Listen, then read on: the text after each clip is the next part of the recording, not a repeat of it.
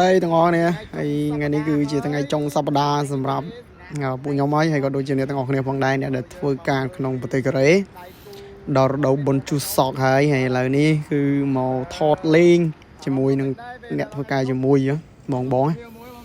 លេងមួយគាត់បន្តិចដោយសារថាឈប់10ថ្ងៃយើងគិតទៅហើយក៏សម្រាប់អ្នកទាំងអស់គ្នាដែលទស្សនាវីដេអូធ្វើការរបស់ខ្ញុំនឹងបែរជាធុញច្រើនហើយអញ្ចឹង10ថ្ងៃនេះលេងមានវីដេអូការងារផុសវីដេអូនេះមួយថ្ងៃជាវីដេអូអាចនិយាយថាចុងក្រោយសិនកំឡុងពេល10ថ្ងៃហ្នឹងគឺលេងមានវីដេអូការងារផុសហើយមានវីដេអូថ្មីផុសម្ដងនេះគឺជាការងារដែលពួកខ្ញុំធ្វើហើយរាល់ថ្ងៃតែម្ដងបើនិយាយអញ្ចឹងទៅគឺចប់ហើយឡើង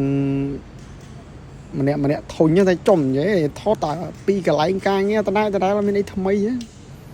ចឹង10ថ្ងៃហ្នឹងនឹងមានវីដេអូថ្មីវីដេអូផ្សេងថតជូនបងប្អូនទស្សនាហើយមើលការងារឥឡូវមកថតអ្នកធ្វើការជាមួយទាំងអស់គ្នាផ្នែកមួយជូនបងប្អូនទស្សនាបាទនេះគឺជាផ្នែកផលិតលបងផ្ទះតិចទៀតនឹងឃើញដល់ផ្នែកឆាបផ្នែករំលីងដល់បាទកុំឲ្យបងប្អូនធ្វើកែថាអានេះថតទាំងការងារវិញអត់មានថតអីផ្សេងទេចឹងវីដេអូនេះគឺថាធានាថា10ថ្ងៃខាងមុខគឺលេងមានវីដេអូការងារផុសហើយ